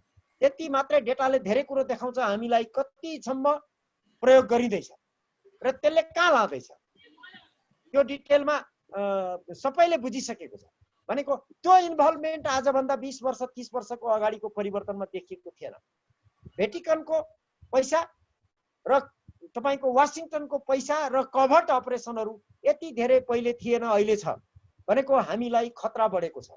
अब हाम्रा शासकहरू गर्छन् के? अस्ति हाम्रा परराष्ट्र मन्त्रीले कता बोल्नु भएछ, हाम्रो फरेन पोलिसी रिसेट गर्नुपर्छ भनेर। अब परराष्ट्र मन्त्री भएर रिसेट शब्दको अर्थ नबुझ्या हो कि खेलाची गरे हो कि त्यो केटाकेटीले गुच्चा खेल्दाखेरि भुलचुक लिने दिने भने जस्तो गरे हो कि अनौठो लाग्यो। त्यो बहुत ठुलो ब्लन्डर हो, गर्नु हुँदैन।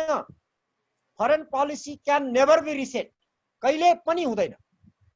फरेन पोलिसी इम्प्लिमेन्टेसनमा प्रयोग गरिने रणनीतिहरू चाहिँ हामीले रिसेट गर्न सक्छौँ। जस्तै हिजो अस्ति सत्ताधारी दलका 1-2 जना नेताले कतै बोलेको मैले भेटेको छु, इन्टरभ्यूहरूमा देखेको छु। नेपालले शान्ति क्षेत्र प्रस्तावलाई फेरि अगाडि बढाउनु पर्छ जस्ता कुरा गरेको देखेको छु। त्यो भनेको पदमा बसेका होइन, अलि परका तर सत्ताका नेताहरू, अहिलेका पार्टीका नेताहरू। भने यो जथाभावी बोलेर जथाभावी गरेर हैन यो जुन किसिमले खेलाची गरिँदैछ हाम्रो वरिपरिको खतरा बढ्दै गएको अवस्थामा हामीलाई धरापमा पारिँदैछ। अहिले यो प्रश्न कुन पार्टीको सरकार छ होइन, प्रश्न हामीले व्यवहार कसरी गर्दैछौँ त्यो हो। बडो खतरा स्थिति छ। भोलि हामीलाई प्रयोग गर्ने भनेको ख्याल गरौँ, हामी नागरिक प्रतिको चाहना वा माया मोह होइन विदेशीको। भारतलाई नेपाली मानिस चाहिएको होइन, नेपाली भूमि चाहिएको। चीनलाई नेपाली भूमि चाहिएको, यहाँका सबै मान्छे मरे पनि उसलाई चिन्ता छैन है। अमेरिकालाई नेपालको भूमि चाहिएको, यहाँको नागरिक होइन। यो भूमि प्रयोग गर्न हामीलाई प्रयोग गर्ने मात्रै हो सबै। त्यसैले यो प्रयोग कसले कसरी के को लागि गर्छ हामीले होस गरेनौँ भने हामीलाई विदेशीहरूले सिद्ध्याउँछ। र मैले प्राय भन्ने गरेको छु, हामी यस्तो तोरी बारीमा परिणत हुँदैछौँ जहाँ ठुल्ठुला साँडेहरू कुस्ती खेल्दैछन्। ख्याल गरौँ, 3टा 4टा ठुल्ठुला साँडेहरू घमासान गरे भने तोरीबारीको हालखबर के हुन्छ? हाम्रो स्थिति त्यस्तो छ। त्यसैले हामी विश्व शक्ति सङ्घर्षको खतरनाक अवस्थामा छौँ, हामीले होस गर्नुपर्छ। बिन्देशजी मैले यसरी लगेँ, अब यसलाई तपाईँले टुङ्ग्याइदिनुहोस्। भन्नुभएको एकदमै सही हो। हामीले चाहिँ एकदमै धेरै नै विचार गर्नुपर्ने स्थिति आइसकेको छ। त्यही त रिसेट भनेर चाहिँ जसरी परराष्ट्र मन्त्रीले त्यो कुरा गरे त्यो अलिकति अनौठो नै कुरा हो। अब उनले चाहिँ अब कस्तो भन्न खोजेको हो त? अब असंलग्न परराष्ट्र नीति नै त्याग्ने हो कि सिधै एलाइ बन्न जाने हो कि? जस्तो हाम्रो चाहिँ सरकारले अहिले चाहिँ चीनसँग बढी चाहिँ होइन बढी सामिप्य देखाइरहेको स्थितिले गर्दाखेरि अब हामी चीनपट्टि नै पुरै ढल्किएर चाहिँ भारतलाई चाहिँ पुरै त्याग्ने हो कि? अब यो कुराहरू चाहिँ स्पष्ट पार्नु पर्यो। जस्तो अब यसरी परराष्ट्र नीतिमा चाहिँ अलिकति परिवर्तन आउने चाहिँ काम के अरे ल्याउने, त्यसमा विभिन्न नयाँ खालका दस्तावेजहरू ल्याउने भन्ने कुरा भइरहेको थियो, त्यो पनि अगाडि बढेको छैन। पब्लिकली चाहिँ जसरी चर्चा हुनुपर्ने हो त्यो पनि अलिअलि तवरमा भएको भए पनि अलिक खुल्ला रूपमा भएको जस्तो देखिँदैन। त्यसैले गर्दाखेरि स्थिति एकदम खतरनाक छ। अलिक सरले इङ्गित गर्नुभएको जस्तो भारतलाई चाहिँ हामीले अहिले यो बिचको अवधिमा चाहिँ धेरै नै चियाएको जस्तो मलाई चाहिँ अनुभव भएको छ होइन। त्यस्तोसँग चाहिँ त्यो हो, भारतसँग हाम्रो सीमा विवाद छ र त्यसलाई हामीले टुङ्ग्याउनु पनि पर्छ। भारतले पनि दुईटै पक्षले गर्नुपर्छ। तर जसरी चाहिँ भारतलाई चाहिँ यसरी चिर्याउने कामहरू यहाँ चाहिँ भइरहेको छन्, कहिले राम मन्दिरका कुरा उठाएर, कहिले के कुरा उठाएर होइन, त्यसपछि हाम्रो प्रधानमन्त्रीको तहबाट पनि अलिक गैर जिम्मेवार अभिव्यक्तिहरू पनि बिचबिचमा आइरहेको। यसले गर्दाखेरि कस्तो हुन्छ भने मैले अघि पनि भने जियोग्राफी हाम्रो लागि कर्स पनि हो, ब्लेस पनि हो। त्यसैले गर्दा हामी चाहिँ भारत तीनतिरबाट घेरिएको देशलाई चाहिँ पुरै त्यागेर पुरै चाहिँ छुट्टै बस्न सक्दैनौँ कि। त्यसैले गर्दाखेरि यो हिसाबमा हामीले चाहिँ विचार गर्नुपर्ने हो। अघि सरले भन्नुभयो जस्तो चीन पर्दो शक्ति चाहिँ हुँदै होइन। जस्तो हाम्रै चाहिँ भनौँ न, हामी चाहिँ राणा शासनबाट स्वतन्त्र भएर प्रजातन्त्रमा आइसकेर पछि हुँदाखेरि पनि चीनले चाहिँ जनगणना त चीनका चाहिँ त्यतिखेरका होइन अध्यक्ष माओले चाहिँ बिपी महेन्द्रसँग कुरा गर्दाखेरि चाहिँ उनले प्रष्ट रूपमा त्यही नै भनेको थिए, तपाईँहरू हामी चाहिँ राम्रो साथी हौँ, तर तपाईँहरूले चाहिँ इन्डियासँग चाहिँ टार्दिन मिल्दैन, इन्डियालाई चाहिँ अनबोर्ड लिएर नै तपाईँहरूले चाहिँ आफ्नो परराष्ट्र नीति सञ्चालन गर्नुपर्छ भनेर चाहिँ उनले जोड दिएर भनेको। पछि त देङ सियाओपिङले त झन् प्रष्टसँगै त्यो कुरा गरेर उनले त त्यो एक खालको रिसेट नै गराएको थियो। त्यो एक खालको सम्बन्ध नै भनौँ न इन्डियाको लेन्सबाट नै नेपाल हेर्ने जस्तोसम्म बनाएको थियो भने अहिले चाहिँ सी जिनपिङको नेतृत्वमा चाहिँ एग्रेसिभ देखिए चीन पनि, तर उनीहरूले चाहिँ 2+1 को नीति ल्याउने, त्यसपछि चीन इन्डिया भन्ने जुन त्यो नीति छ त्यसले अन्तर्गत ल्याएर चाहिँ साउथ एसियाका अरू कन्ट्रीहरूलाई मिलेर हेर्ने भन्ने खालको जुन कुरा गर्दाखेरि इन्डियासँग हामी चाहिँ पुरै कट अफ भएर टाढिएर बसेर अनि चीनसँग सम्बन्ध अगाडि बढाएर अगाडि बढ्छौँ भन्ने चाहिँ त्यो सोच्नु गलत हुन्छ। जस्तो त्यस्ता खालका क्रियाकलाप भइरहेका हुन् कि जस्तो देखिएको छ अहिले, त्यो हुनु चाहिँ खतरनाक स्थिति हुन्छ। तर अब त्यो भन्दैमा हामीले चाहिँ अब मिलिटरी एलाइ बन्न जान चाहिँ तयार हुने अथवा एउटा देशलाई चिर्याएर अर्को देशसँग नजिक हुने भन्ने टाइपको चाहिँ जानै हुँदैन।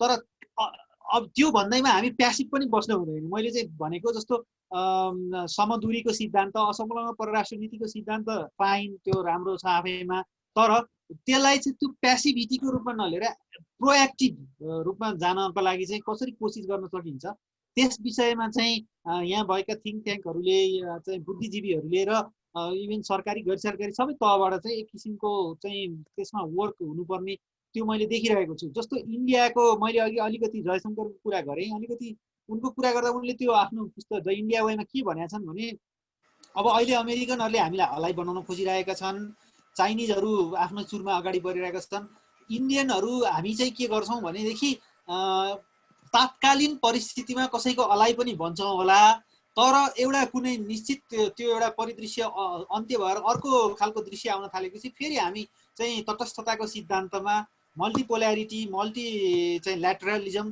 त्यो सिद्धान्तमा फेरि आउँछौँ भनेपछि यो बिचको अवधिमा उनले के इङ्गित गर्न खोजे भने अलायन्स बन्छ भनेपछि अमेरिकन अलायन्स इन्डिया बन्छ यदि भनेदेखि र चाइनिजहरूले एग्रेसिभली हामीलाई चाहिँ आफ्नो पक्षमा ल्याउनका लागि चाहे त्यो बिआरआई मार्फतको सफ्ट पावर परियोजना मार्फत होस् अथवा चाहिँ ग्लोबल टाइम्समा चाहिँ सैन्य चाहिँ अलाई बनाउने किसिममा होस्, त्यसरी उनीहरूले अलाई बनाउन खोज्दा हामी चाहिँ विभाजित हुने हो कि हामीलाई चाहिँ अप्ठ्यारो स्थिति आइदिने हो कि भन्ने मात्रै मेरो चाहिँ एकदम डर छ। यसमा चाहिँ धेरै नै डाइनामिक सोच र धेरै नै चाहिँ इमेजिनेटिभ डिप्लोमेसीमा चाहिँ हामी लाग्नुपर्ने स्थिति हामीले देखेको छौँ। हामी चाहिँ अब कानमा तेल हालेर बस्न सक्ने स्थितिमा छैनौँ।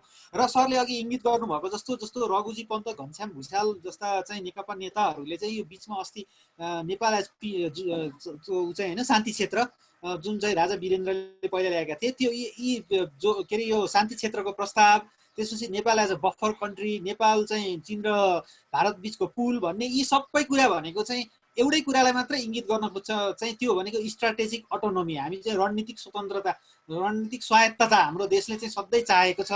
कसैसँग पनि एलाई बन्न नजानु परे हुन्थ्यो। दुईतिरबाट नै हामीले चाहिँ जस्तो ठुला दुईटा इकोनोमीहरूको बिचमा बसेको हुनाले हामी दुईटै इकोनोमीबाट फाइदा चाहिँ लिउँ, तर ती दुईटाबाटको सङ्घर्षबाट हुन सक्ने चाहिँ समस्याहरूबाट चाहिँ हामीमा नआओस् भन्ने किसिमको सोच राख्छौँ। अब अहिले चाहिँ यो दुई बिचको चाहिँ घम्साघम्सीले गर्दाखेरि चाहिँ त्यो स्थिति आउन नदिइरहने हो कि भन्ने जस्तो देखिएको हुँदाखेरि हामीले चाहिँ एकदमै त्यसमा चाहिँ ध्यान दिनुपर्ने, सोच विचार गर्नुपर्ने त्यो देखेको छ। जस्तो यसका लागि चाहिँ अब राजनीतिक रूपमा पनि स्थिरता आवश्यक हुन्थ्यो। त्यो स्थिरता चाहिँ भनौँ न जनताले दिएका चाहिँ आफ्नो मतदान मार्फत दिएका हुन्, तर बिचमा चाहिँ यसरी चाहिँ आफैमा चाहिँ शक्ति सङ्घर्ष भयो नेकपामा। अहिले अब अलिकति मिलेको जस्तो पनि देखेको छ। यो अवसरलाई चाहिँ एउटा लिएर यसलाई चाहिँ एउटा राम्रो अवसर मानेर चाहिँ हामीले आफ्ना परराष्ट्र नीतिलाई चाहिँ एकदमै धेरै पुनर्परिभाषित गर्नुपर्ने र अलिक डाइनामिक अलिकति स्लो गर्नुपर्ने चाहिँ हामीले मैले देखेको छु। अब हामी अलिकति प्रश्न उत्तरमा जाउँ। त्यसै सन्दर्भमा मैले अलिकति के पनि भन्न चाहेँ भने एमसिसी को चाहिँ म समर्थन गर्छु भन्न चाहे, यो विषयमा पनि अलिकति जाओस् न सर। म समर्थन गर्छु भने दाहाल सर तपाईँले समर्थन गर्छु भन्नुभयो कि म गर्छु कि गर्दिनँ मलाई सोध्नुभयो? होइन, मैले गर्छु भने, तर अब यो छलफलमा त मैले गर्छु भनेपछि सरले अब आफ्नो धारणा राख्नु पर्यो। ल ठिक छ, हुन्छ दाहाल सर। यसो अब नेपालमा पहिले एमसिसी के म क्विकली टुङ्गाइहाल्छु। एमसिसी भनेको मैले बुझ्दा एउटा प्रोजेक्ट हो। विदेशी राष्ट्रले अथवा आइएनजिओहरूले जस्तै एकछिनलाई मानिलिउँ हामी यतिजना मिलेर एउटा एनजिओ खोल्यौँ, कहीँ प्रस्ताव हाल्न गयौँ भने हाम्रो शर्त लागू हुँदैन। त्यो आइएनजिओले दिने डोनरले के शर्त राखेको हुन्छ, त्यसमा हामी खुरुक्क ल्याप्चे लगाएर पैसा ल्याउँछौँ। त्यति मात्रै हो त्यो एनसिसी मैले बुझेको। तर त्यसको पर्दा पछाडि तिमीलाई यति पैसा दिए, यत्रो खर्च गरे, अब मैले भने खोइ भोलि सुरु हुन्छ, त्यो एउटा छिर्ने बाटो हो। त्यो चाहिँ हो, तर त्यो प्रोजेक्ट आफैमा केही होइन मैले बुझेको। त्यसैले ल्याउनु पर्छ भन्ने मान्यता मेरो पनि सुरुदेखि हो। ल्याऊ, त्यो पैसा ल्याऊ, काम गरौँ। घुस खानै पर्छ भने 50% नै खाने हो भने खाइदिउँ, नेपालमै रहला, नेपालीले नै खाला, नो प्रब्लम। तर हामीले एमसिसी ल्याएनौँ, तिमीले यसले मलाई सिद्ध्याउँछौ, म ल्याउँदिन भनेर हामी यदि रिजेक्ट गर्छौँ भने पनि अमेरिकाले छोड्नेवाला छैन। त्यसले अर्को कुन कुन सिसी प्रयोग गर्छ, के गर्छ, तपाईँ हामीलाई उसले चाहेको रणनीति इन्डो पेसिफिक होस् कि के होस्, कुनै पनि हालतमा छोड्नेवाला छैन। उसले आफ्नो किसिमले प्रयोग गर्छ, त्यो थाहा छ, त्यो के बुझ्नु पर्यो। यदि उसले त्यो लिँदा पनि नलिँदा पनि हामीलाई प्रयोग गर्छ भनेर ग्यारेन्टी छ भने म चाहिँ ग्यारेन्टी मान्छु, हामी जोगिन सक्दैनौँ। उसले चाहेपछि भने त्यो लिएर प्रयोग गरेर त्यो पैसा ल्याएर यो देशको अलिकति भए पनि विकास हुन्छ भने किन नगर्ने। त्यसैले म चाहिँ ल्याउनुपर्छ र गर्नुपर्छ। सकेसम्म त्यसको अधिकतम उपयोग होस् यो देशको जनताको हितको लागि। अधिकतम कति सकिन्छ एउटा पाटो।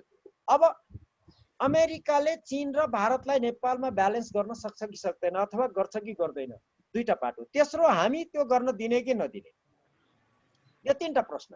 अमेरिकाले चाह्यो भने गर्न सक्छ ब्यालेन्स। र अहिले मैले देखेको यो we should agree to disagree भन्छु म यहाँ, मैले देखेको म राजनीति शास्त्रको यो शक्ति समीकरण जियोपोलिटिक्स अध्ययन गर्ने हिसाबले मैले देखेको चाहिँ अमेरिकाले ब्यालेन्स गर्न सक्छ कि सक्दैन भने कि गर्दैछ जस्तो लाग्दैछ मलाई। भारतलाई कमजोर पारेको चीनले होइन, अमेरिकाले हो। एउटा उसको स्वार्थ यहाँ छ, उसले आफ्नो किसिमले काम गर्छ। भारतलाई त हुँदा हुँदा एउटा इन्सपेक्टर र सेक्सन अफिसरको र सिडिओ को सरुवा गर्ने हैसियतमा पुर्याइदिन्छ, केही गर्न सक्दैन। एउटा त्यसले सक्छ। अर्को, हामी दिने कि नदिने, उसलाई भारत र चीनलाई ब्यालेन्स गर्ने भूमिका हामीले अमेरिकालाई दिने कि नदिने भन्दा त्यो चोइस हामीसँग छ भन्ने मलाई लाग्दैन। उसले चाह्यो भने लिन्छ हामीसँग, चाहेन भने लिँदैन। जस्तै आजभन्दा तपाईँको 9/11 भन्दा अगाडिको घटनामा हेर्नुभयो भने अमेरिका एसियामा देखिएकै थिएन यसरी यति एग्रेसिभली। 9/11 को घटनापछि जुन आयो नि तपाईँको यो ट्विन टावरको, त्यसपछि आएको हो वार अन टेरर भन्यो, के भन्यो अहिले अब वार अन चाइना भन्दैछन् अनेक थोक। हामीले चाहेर पनि रोक्न सक्दैनौँ। हामी कभर्टली होस् कि अभर्टली नै पनि गर्यो भने हामी रोक्न सक्ने अवस्थामा छैनौँ, एउटा कुरा। दोस्रो, यदि अमेरिकाले नेपालमा बसेर चीन र भारतलाई ब्यालेन्स गर्यो भने हाम्रो हितमा प्रयोग गर्नेवाला छैन उसले। हाम्रो भूभागमा बसेर यहाँ खुट्टा टेक्ने काम मात्रै गर्छ। प्रयोग उसले चीन र भारत विरुद्ध गर्छ। एकचोटि हेर्नुहोस्, केही वर्ष अगाडि राजीव मल्होत्रा भन्ने एउटा एनआरआई हुन् क्यारे, तिनी भारतमा बस्दैनन्, भारत अमेरिकातिर कता बस्छन्। तिनले लेखेको ब्रेकिङ इन्डिया भन्ने पुस्तक छ। पश्चिमले त तपाईँको 50 वर्षदेखि भारतलाई टुक्रा टुक्रा पार्नले प्रयास गर्दैछ, देखिँदै पनि छ। हेर्नुहोस्, हिजो आज खालिस्तान जिन्दाबादको नारा लागिसक्यो। कश्मीरको हामीलाई थाहा छ, नागाल्यान्ड आइरहेछ, थाहा छैन कहाँ पुर्याउँछ। भारत पनि अल्टिमेटली धरापमा छ। अहिले अघि विदेशीले भन्नुभयो भारत बडो कठिन अवस्थामा छ। हेर्नुहोस्, एउटा रफाल विमान ल्याउँदाखेरि के नपायौँ भनेर चिच्याउँछ। एउटा फाइटर प्लेन त के गर्नुहोस्, भारतमा त एउटा ट्याङ्क पनि बनाउने हैसियत रहन्छ। अनि भारतीय टेलिभिजन हेऱ्यो भने चाहिँ लाग्छ अब संसारै भारत देखाइदियो भने जस्तो। त्यो स्थितिमा चीनसँग भिडन्त भयो भने भारत एक्लै सक्दैन, त्यो पनि गर्न सक्ने। रुस हमारे साथ है भन्न बाध्य छौ। हेर्नुहोस्, रुस अब दक्षिण एसियामा, म चाहिँ हिमालयन एसिया भन्ने गर्छु। दक्षिण एसिया मात्र, हिमालय दक्षिण मात्रै हेरेर बुझिँदैन, चीन समेत जोडेर बुझ्नुपर्छ भन्ने मेरो मान्यता। त्यो हिसाबले अमेरिकाले भारतलाई अप्ठ्यारो पार्दैछ। चीनसँगको यो द्वन्द्व मैले देखेको चाहिँ पर्दा पछाडिबाट अमेरिकाले गराउँदैछ, उसलाई फाइदा छ। चीनलाई पनि एउटा ठुलो युद्धको आवश्यकता देखेको छु मैले। म अलिकति यथार्थवादी, अलि उग्र कुरा पनि गर्छु कहिलेकाहीँ, मेरो अध्ययनले त्यस्तो देखाउँछ। चीनलाई एउटा ठुलो युद्ध चाहिएको छ। त्यो भनेको 10-20 लाख मान्छे मर्न सक्ने युद्ध, भयङ्कर ठुलो चीनलाई आवश्यक छ। उसलाई आन्तरिक राजनीति कन्ट्रोल गर्न। चीनको इतिहास हेर्नुभयो भने 3000 वर्षको चीन अहिले सम्भवतः एउटा सेचुरेसनमा पुगिसक्यो, त्यो विकासको शक्तिको चरममा पुगिसक्यो माथि। त्यसबाट अब त्यो ओह्रालो लाग्नु बाहेक अर्को उपाय छैन। र चीनको इतिहास हेर्ने हो भने बिस्तारो ओह्रालो लागेको देखिँदैन, एकैचोटि घरल्याङ्गे गएको देखिन्छ। हामीले तपाईँको नानजिङको युद्ध हेरौँ वा अफिम वार जे हेरौँ, त्यो देखिन्छ। त्यसैले चीनलाई आफ्नो देशभित्रको आन्तरिक राजनीति, आन्तरिक कूटनीति, आन्तरिक अर्थतन्त्र र समाज व्यवस्था नियन्त्रण गर्नको लागि चीनलाई एउटा ठुलो युद्ध चाहिएको छ। राष्ट्र भक्तिको विकास गरौँ, त्यसैको भावनालाई प्रयोग गरेर चिनिया कम्युनिस्ट पार्टीको इच्छा अनुसार अमेरिकाले भारतलाई र चीनलाई प्रोभोक गर्दैछ पर्दा पछाडिबाट। भारत त्यहाँ फसेको छ, ऊ पछाडि हट्न पनि सक्दैन, अहिले हट्न बाध्य भएको छ। देखिँदाखेरि सम्झौता भएको छ, सबै चुप लाएर बसेका छन्, तर भारतको भूमि उसले देखाइदियो। हामीले कति मान्छेले भारतीयहरू त त्यो टेलिभिजन हेर्दाखेरि बुझेकै छैनन् जस्तो लाग्छ। त्यो एलएसी भनेको बोर्डर होइन, दुईटा देशको सीमा नै छैन चीन र भारत बीच। जसले जहाँ कन्ट्रोल गरेको छ त्यो त्यसको सिद्धो। अब अस्तिको भिडन्तमा यदि चीन भारतको भित्र यति 50 किलोमिटर भित्र आएर यो यहाँसम्म मेरो हो भन्यो भने उसैको सिधो शक्तिको आधारमा नियन्त्रण छ। त्यो अस्ति तपाईको 62 पछि यता, हुन त अगाडिदेखि हो, 62 पछि यता चीनले मेरो भूमि यहाँसम्म हो भनेर उसले आएर जहाँनिर लाइन कोर्छ, उही हामी केटाकेटी खेल्दाखेरि बलियो केटाले कुटेर ठेगान लाउँथ्यो, जे भन्यो त्यही मान्थ्यौँ हामी। ठ्याक्कै त्यही स्थिति छ त्यहाँ। त्यो प्रभोग अमेरिकाले गर्दैछ, भारत त्यहाँ अप्ठ्यारो अवस्थामा छ, यसै पनि ब्यालेन्स उसले गर्दैछ। डर हामीलाई कहाँ छ भने हाम्रो भूमि प्रयोग गरेर चीन विरुद्ध पनि यो तिब्बतको मामला अगाडि बढाउने। अहिले हेर्नुहोस् केही समयले शान्त देखिएको छ र भोलि उठ्छ भन्ने देखिरहेको छु। अब बेला भयो होला तिब्बतको मामला उठ्नलाई। नेपालको सांसदहरू धर्मशाला गएर ठुला मान्छेलाई त्यसै भेटेका छैनन् अस्ति केही समय अगाडि। भनेको यो गतिविधि अलिकति बढ्दै गयो भने चीनले एग्रेसिभ नीति लिन थाल्यो भने गलवान होइन, हाम्रो मुस्ताङ मात्रै होइन, हाम्रो तपाईको भक्तपुर र न्यू रोड खतरामा पर्न सक्छ। मैले देखिरहेको एउटा भारतसँग अघि बिन्देशीले भन्नुभएको जस्तो कालापानी र यो राम जन्मभूमि जस्ता यो केटाकेटी खेल्ने काम गर्नु हुँदैन। भारतसँग शत्रुता लिनु हुँदैन। ख्याल गर्नुहोस्, शक्तिको पनि ख्याल गर्नु पर्यो। भारतले चीनलाई ड्रागन डर गया भनेको भाषण गरे जस्तो होइन। कूटनीति र रणनीति भनेको जोगिएर चल्नुपर्छ। भारतसँग दुश्मनी लिने होइन, मित्रता प्रयोग गरेर हामीले लिएर जान। तर हामी खतरामा छौँ, त्यो सबैले स्वीकार गर्नु पर्यो, चीन, भारत, अमेरिका। तर मेरो चाहिँ मान्यता के छ भने म अस्तिदेखि भन्दैछु, योभन्दा अगाडि पनि मैले एक दुईवटा इन्टरभ्यूमा बोलेको छु, नेपाल क्यान बी इजरायल भन्ने गर्छु म। त्यति शक्तिशाली छ त्यो। किन छ? बुद्धिको कारणले, शक्तिले होइन, शक्ति प्राप्त गरेको बुद्धि प्रयोग गरेर। हामी त्यो बुद्धि प्रयोग गर्न सक्छौँ। ख्याल गरौँ, सक्छौँ मात्रै होइन, हामीले विगतमा गरेका छौँ। एउटा सानो उदाहरण, म सानो अध्ययन गर्न अनुरोध गर्छु, डिटेल म जान सक्दिनँ। महेन्द्र राजमार्ग भन्ने नक्सा अहिले हाम्रो देशमा छ नि, एउटा पूर्व पश्चिम लोकमार्ग भन्छौँ आज। प्रजातन्त्रको ठाउँमा लोकतन्त्र भने जस्तै राजमार्ग भन्नु हुँदैन। राजमार्गको राज भनौँ भने राजाको गन्ध आउँछ अरे, त्यसैले लोकमार्ग। त्यो लोकमार्ग कसरी बनेको थियो एकचोटि ख्याल गर्नु पर्यो। अहिलेका शासकले कमसे कम, हामी नागरिकले नपढे पनि, महेन्द्र राजमार्गको निर्माण विश्व दुईटा महाशक्तिको बीचमा शीत युद्ध भएको बेला, कुन बेला आणविक युद्ध भएर पृथ्वी समाप्त हुन्छ भन्ने खतरा थियो, त्यो 30 वर्ष 40 वर्षको अवधिमा त्यो शक्तिको भिडन्तलाई गजबसँग प्रयोग गरेको थियो नेपालले। इतिहास पढौँ हामी, ख्याल गरौँ, गजबसँग दुईटालाई प्रयोग गरेर महेन्द्र राजमार्ग निर्माण भएको थियो। अहिले म यति मात्रै भन्छु, डिटेल दस्तावेज छ, धेरै पर्दैन होला। कृष्णबहादुर देवकोटाको किताब पढ्दा पुग्छ, धेरै भेटिन्छ, क्रोनोलोजी त्यहाँ छ, एनालिसिस त आफूले गर्ने हो। अहिले आएर हामी गलत काम गर्दैछौँ, सही काम हामीले विगतमा गरेका छौँ। पृथ्वीनारायण शाहलाई हेर्नुहोस्, जङ्गबहादुरलाई हेर्नुहोस्, जङ्गबहादुरले लिएको रणनीति हेर्नुहोस्, कति राम्रो काम गरेछ। एउटा मात्रै उदाहरण, आज हामी जङ्गे पिलर भन्छौँ भारतसँगको सीमामा।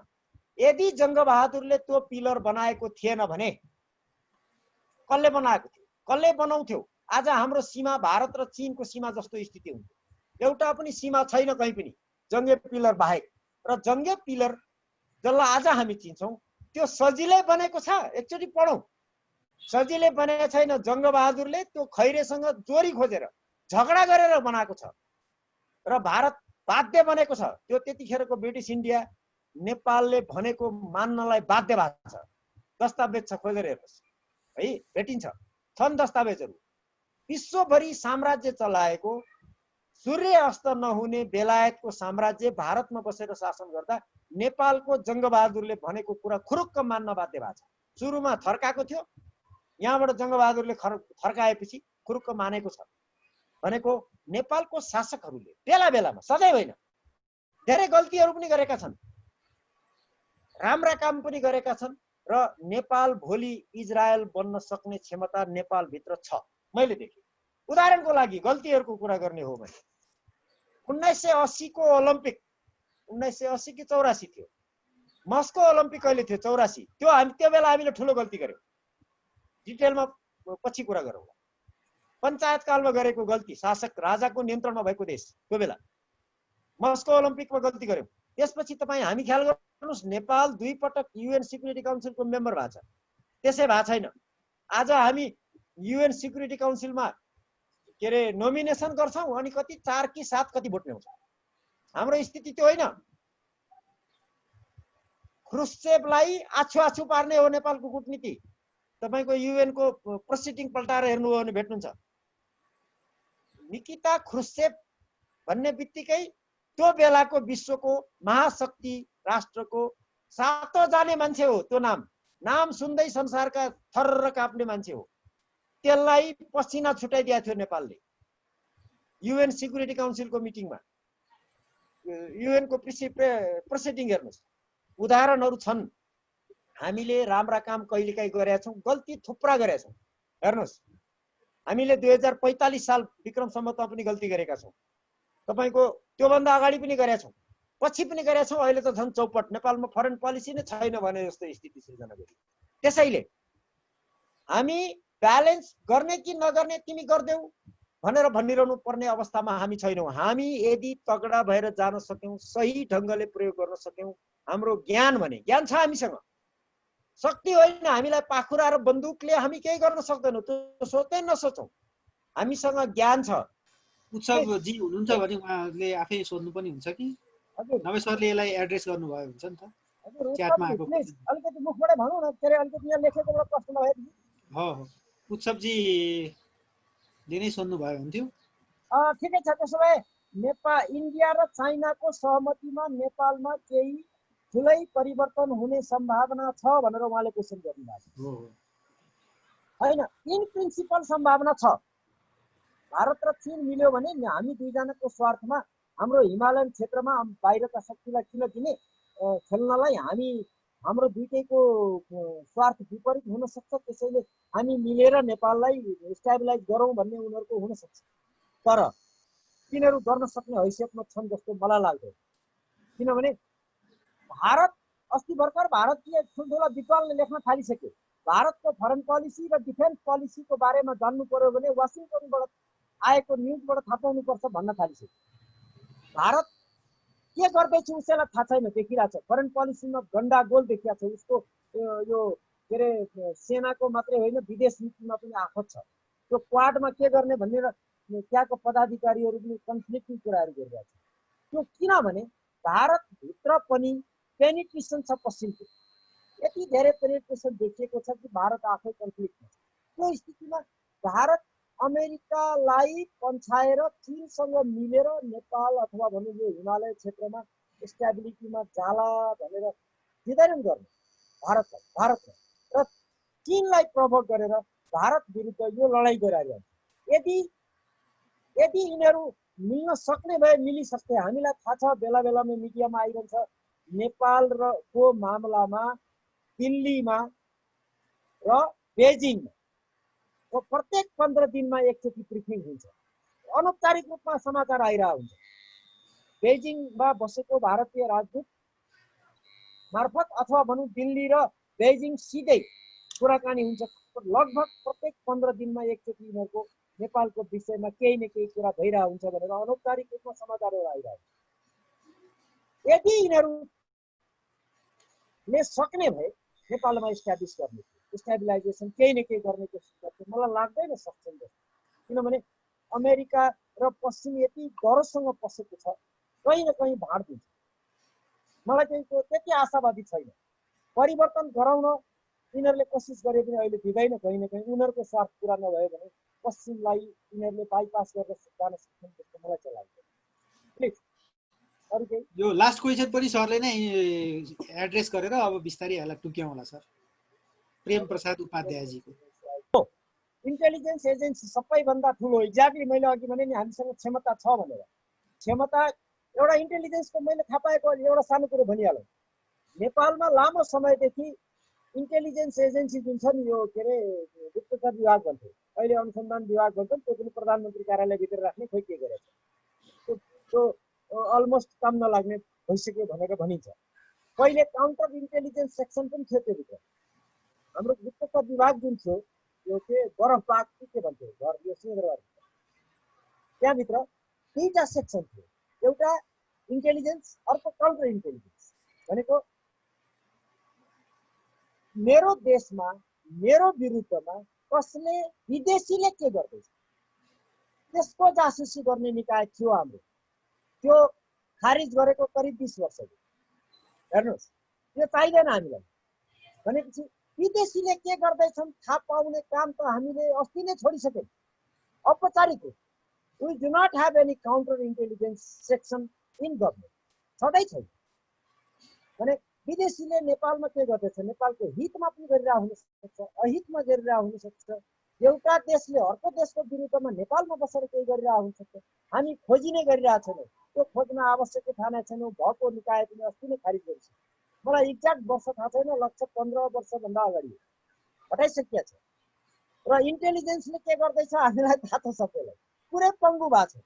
र इन्टेलिजेन्स कति शक्तिशाली हुन्छ, आफ्नो देशलाई बलियो बनाउनलाई सूचना हो सबभन्दा ठुलो कुरो। इन्टेलिजेन्स भनेको आँखा कान नाक हो। र त्यो कति बलियो हुन्छ, कति बलियो चाहिन्छ भन्ने कुरा शक्तिशाली देशको इतिहास हेऱ्यो भने थाहा हुन्छ। इजरायल त्यसै बलियो भएको छैन।